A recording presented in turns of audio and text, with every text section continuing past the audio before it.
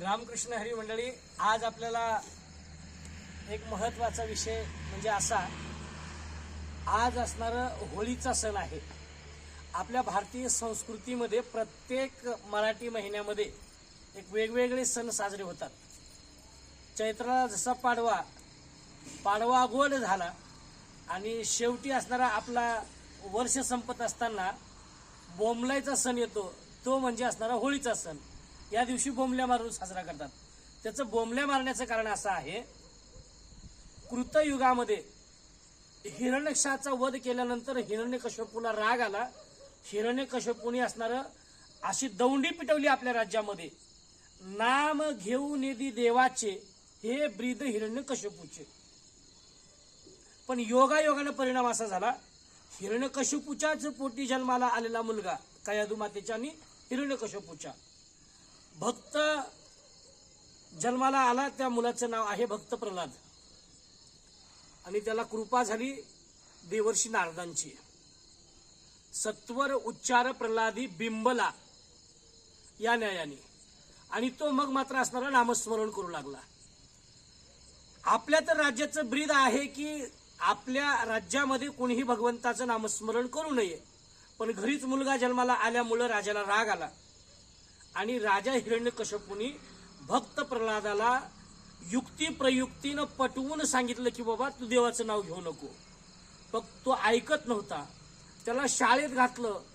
शाळेतल्या शिक्षकांना सुद्धा असणारं तो बाहेर काढून द्यायचा. राजपुत्र असल्यामुळे शिक्षक बाहेर व्हायचे. लहान लहान मुलांना घेऊन तो भगवंताचं नामस्मरण करायचा. आपला मुलगा नेमका शाळेमध्ये अभ्यास करतोय का हे पाहण्यासाठी म्हणून हिरण्यकश्यपू गेला.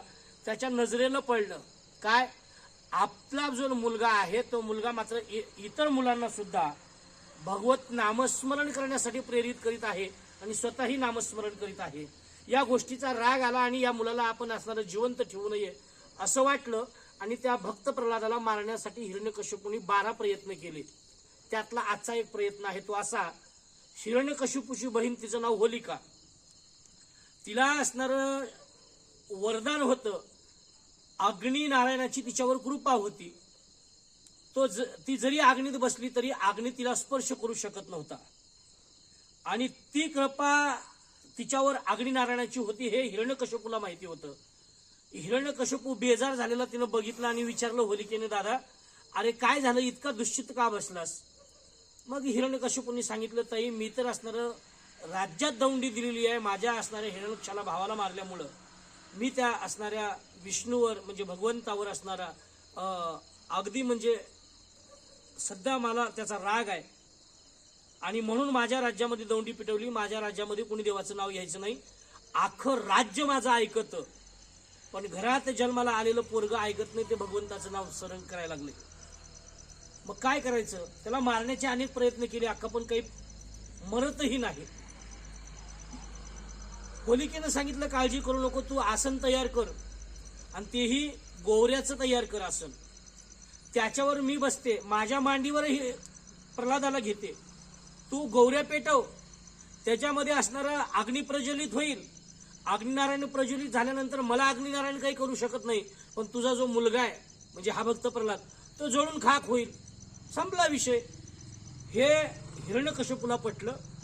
लगेच गोवऱ्या गोळा केल्या. त्या गोवऱ्याचा असणारा ढीग मांडला. त्याच्यावर आपल्या बहिणीला होलिकेला बसवलं. भक्त प्रल्हादाला मांडीवर दिलं. पण आपल्याच बहिणीला आपण कसं मारावं हे काय आपल्या संस्कृती बसत नाही असं वाटलं. अगोदर तिची पूजा केला आणि पूजन केल्याच्या नंतर आणि मग मात्र असणारं तिनं सांगितलं, आता पेटव. पेटव म्हणल्याबरोबर असणारं हिरण्यकश्यपूंनी पेटवलं. अग्नी चेतला आणि मग मात्र असणारा अग्नी हळूहळू वाढू लागला. पण एका भक्ताला त्रास दिल्यामुळं अग्निनारायणाने ठरवलं, अशा वृत्तीच्या लोकांना आपण असणारं गिळंकृत करायला पाहिजे. तिच्यावर जी कृपा होती ती कृपा मात्र आता कामी येत नाही. असं झालं. अग्नीचे चटके तिला बसायला लागले आणि चटके बसल्यामुळं मात्र ती ओरडायला लागली, बोंबलायला लागली. कशी बोंबलायला लागली? अशी बोंबलायला लागली. होलिका बोंबलायला लागली म्हणल्यानंतर हिरण्यकश्यपूला वाटलं आपली अक्का मला संकेत करत असेल. हिरण्यकश्यपू ही बोंबलायला लागला. हिरण्यकश्यपू बोंबलायला लागला म्हणून त्याच्या बरोबरीची जी काही असणारं अष्टप्रधान मंडळी वगैरे असतील किंवा त्याचं सैन्य असेल, त्याची प्रजा असेल, ती सगळीच्या सगळीच बोंबलायला लागली. तेव्हापासून बोंबलण्याची परंपरा आहे, प्रथा आहे. पण परिणाम असा आहे, भक्त प्रल्हाद आत्याच्या मांडीवर बसला होता. प्रल्हादाला जाळण्यासाठीच असणारं ही होळी रचलेली आणि त्याच्यामध्ये होलिकेनं मांडीवर घेऊन बसलेलं. पण अग्निनारायणानं भक्त प्रल्हादाला अजिबात स्पर्श केला नाही. त्याचं एक महत्वाचं कारण आहे. नामदेवराय सांगतात, अग्नी जाळी परी न जळे प्रल्हाद, हृदयी गोविंद म्हणून या. सतत असणारं अंतकरणामध्ये भगवान परमात्मा असल्यामुळं, मुखामध्ये परमात्म्याचं नामस्मरण असल्यामुळे त्या ठिकाणी अग्निनारायणही असणारं भक्त प्रल्हादाला जाळू शकला नाही. पण ज्या होलिकेवर अग्निनारायणाची कृपा होती, त्या होलिकेला मात्र असणारं त्या ठिकाणी दहन केलं. याच असणाऱ्या संबंधातून जगद्गुरु तुकोबारायांनी एका अभंगाची रचना केली. दैन्य दुःख आम्हा न येती जवळी, दहन हे होळी होती दोष, सर्व सुखे येती माने लोटांगणी, कोण यासी आणि दृष्टी पुढे. पुंडलिक वरदा हरिविठ्ठल श्री ज्ञानदेव तुकाराम. आपल्या सर्वांना होळीच्या लाख लाख शुभेच्छा. रामकृष्ण हरी.